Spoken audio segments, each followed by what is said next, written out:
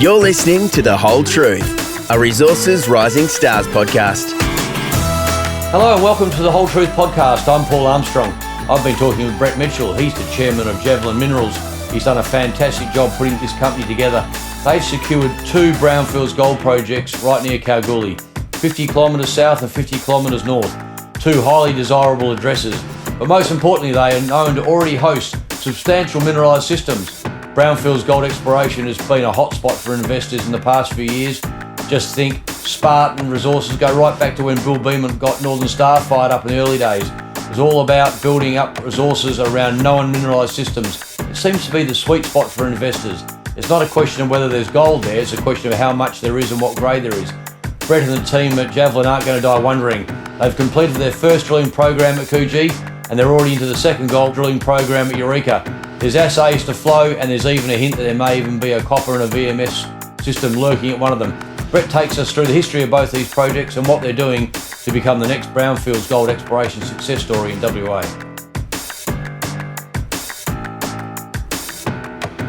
Brett, you've only been in the chair at Javelin for a year, if that, and you've managed to put your foot on 2 great brownfields gold projects right near Kalgoorlie, 50 k's either side. People would look at this somewhat enviously and say, how the hell did you manage to secure these things in such a short time? Well, we're pretty fortunate actually, Paul. I got involved with the company 4 years ago as an investor, and then it went down a lithium exploration path, didn't work. And then just over 12 months ago, myself and some of the major shareholders implemented a total restructure and recapitalisation of the company. And fortunately for us, we started off with the Coogee Gold Project inside of Javelin. So we relaunched the company off the back of that, which is, as you said, it's 50 kilometres southeast of Cal, previously mined by Ramelius back in 2013-14.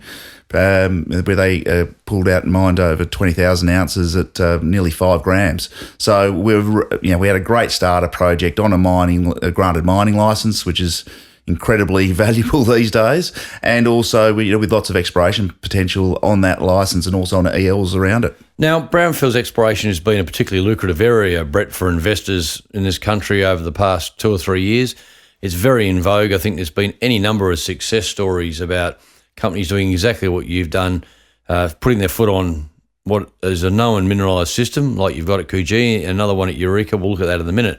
But essentially, what these companies have capitalised on is the fact that most of these projects have had little or no modern exploration, and that's really where you stepped up.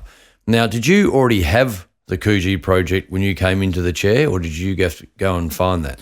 No, it was already in the company, Paul, but as you said and touched on, it lent into the strategy that we wanted to take the new Javelin forward on, which was looking to explore in and around a known gold project and a gold mine, which many people, including Billy Beament, have always said the best place to find gold is underneath the old gold mine. So that was our strategy, but there was also lots of exploration upside on it because there'd been no exploration done on that project for nearly 5 years, and on the ELs that we've got as part of the project, there's only ever been shallow drilling and no modern exploration at all. There's a common theme here, lack of modern exploration, but of course it sounds obvious. Why would a project with a known gold system had been a mine 50 kilometres south of Kalgoorlie, right next to the St Ives, world-class St Ives goldfield, why would that not be explored properly? But of course the gold price was a fraction of what it is now. It's all down to the Aussie dollar gold price, really. And that's also how as a bit of a segue to sort of how we came across the Eureka opportunity, which we acquired in December 2024. It was through an acquisition from Delta Lithium. I was previously a director of Red Dirt Metals that became Delta. And, that project had some really high grade hits north of the Eureka pit, another brownfields gold project on an ML 50 k's north of Cal. But didn't get the market attention in 2021. Actually got no market attention from, intercepts of, 3 metres at 134 grams a tonne. On the back of that, that's because of the Aussie dollar gold price. And now there's been obviously a huge step change in the Aussie dollar gold price in the last 12 months, hence the opportunities now. So let's have a look at some detail each of those projects, Brett. I mean, firstly, the Coogee project. Yep. So you've done your first drilling program there and you've got some initial assays. What do you make of it? We got some really nice hits. We got underneath the pit. We had a 10-metre intercept of over 4.5 grams, and then we got some nice high grade hits north of the pit of 14 to 18 grams a tonne, and also with some really nice copper intercepts of over 2% copper. So, we've got some really interesting opportunities that have come out of it. We've got a near-term production play potential there at Coogee, but we've also got some really interesting exploration upside, especially with the gold and the copper to the north of the pit, which is about 250 metres north, and potentially that's a VMS system that we're looking at. So let's explore that copper theory. I mean, you weren't expecting to hit copper, were you? There has been historically some copper there, but the mineralisation is in these high grade plunging shoots, and we knew that there was some associated copper with the historical resource, but we wanted to explore that more thoroughly, and now we're looking at it more strategically as a potential separate system. Now you're getting some advice from the great Peter Langworthy, who has done the Whole Truth podcast with various other hats on in the past, Brett. Now Peter is a highly regarded geologist, one of the best in the business, and he and his team have been giving you some thoughts. What's the VMS theory at Coogee? Well, we're doing some work on it now, and Peter and his team are looking into it. It could be in Peter's in Peter's mind, it could be a completely separate system from what's hosting the gold that's been mined historically. So that would be a game changer. It would be, absolutely. So what do you do now? You've got some of those numbers you just rattle off in terms of grades were fantastic. Then you've introduced the idea of copper and Langworthy's idea that could even be a standalone VMS system. What do you do now to go and test this theory? Yeah, well, we're doing some more work with Peter and his team on it in terms of studies on the geology and the known mineralisation and the results that we've got to date, and then we'll follow that up with a new program at Coogee, which will be in Q3 this year. After we finish the current program, we've just started drilling at Eureka the last couple of days. Right. So speaking of Eureka, let's go there. As the crow flies, it's about 100 kilometres north of Coogee, 50 k's the other side of the city of Kalgoorlie. That would take you right next to the Paddington Gold Mine. We're only 20 kilometres up the road from Paddington, so we're ideally located with Eureka. We see that as a near-term production opportunity to generate cash flow through contract mining and toll treating, and Paddington would be an ideal partner, plus an exploration strategy to look to define some further high-grade mineralised lodes in and around the existing Eureka pit, but also stepping out where there's been historically some high-grade intercepts just to the north and to about 100 metres north of the pit, and then northwest about 250 metres north. Now, this was a particularly good acquisition, was it? You really got this through your contacts, didn't you? It's a classic case of who you know, not what you know. As a result of your red dirt experience and the like, you've got your foot on Eureka. Eureka is quite a great acquisition, isn't it? I mean, really, it was sitting dormant and probably should have been snapped up and capitalised on some time ago. Well, I think it was a bit of right place, right time, Paul, as you said, and also, knowing I knew of the asset, knew the people running Delta, so knocked on their door and asked them what they were doing with it, and this is 9 months ago, and so it was before the Aussie gold price had really run, and it was a dormant asset for them. So your timing was perfect. Timing was like a lot of things in life. It's down to as much good timing, good luck, as well as good management. But so we negotiated a deal at the right time for us. Delta are now a major shareholder in Javelin, so our success through the Eureka acquisition and project moving forward will be shared by them as well. But they're focused on their lithium projects and also Mount Ida Gold. So what's the history at Eureka?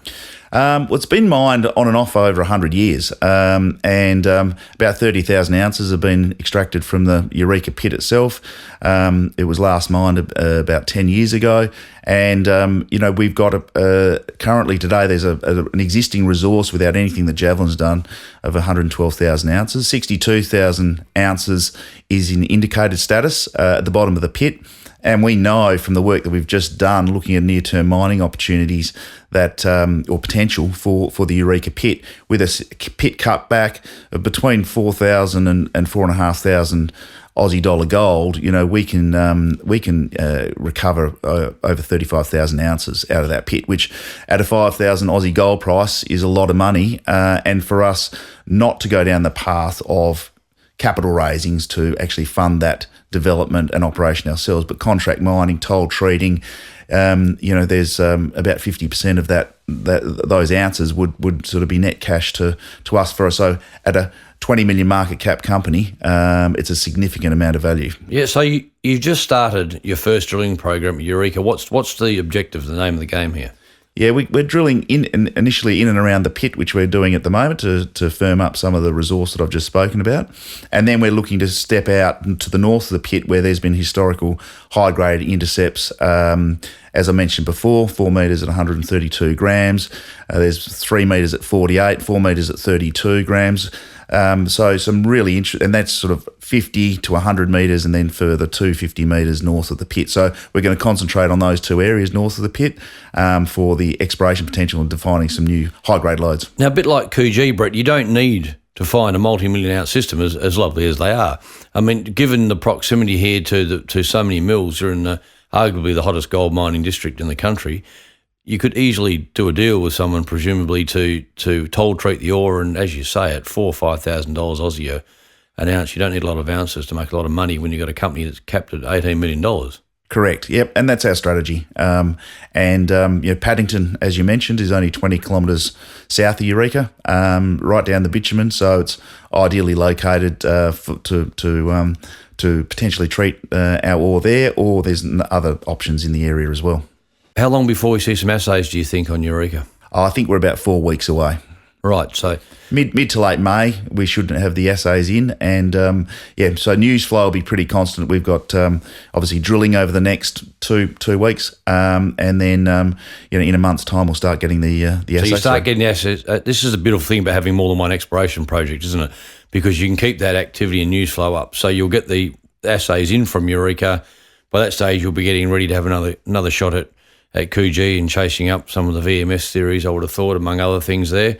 So you can keep moving essentially from one side of Kalgoorlie to the other and back again. Yep, and also depending on the results that we get at Eureka, we might sort of get back out there straight away and chase hopefully some good results that we're getting from this program on those higher grade zones to the north of the pit. Now, you're having a chat with a few people about how you might toll treat that ore? Yeah, we are. Yep, we're in discussions at the moment with a couple of potential toll treating. Bit of appetite partners there? Absolutely, yeah, there is. And recently, a couple of companies have acquired their own mills, which has taken some toll treating production out of future scheduling over the next year or three. So there's a real opportunity for us.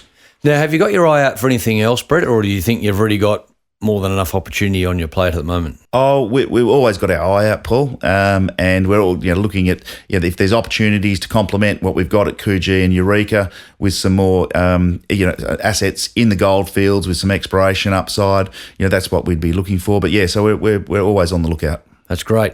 Brett, it sounds like you've done a remarkable job in such a short period of time. As I said at the outset, to have 2 brownfields projects, a stone's throw from Kalgoorlie, with drilling programs, exploration activity underway. That's exactly what the market wants to hear. Of course, when you presented at the recent Resource Rising Stars Gather Round Conference in Adelaide, you spoke about Spartan, and Spartan has obviously been a fantastic success story for investors. And one of the things that Simon Lawson said when he did his Spartan presentation was that the recipe they've applied, which is a brownfields project, drill the daylights out of it, as he likes to say, apply some lateral thinking to the geology.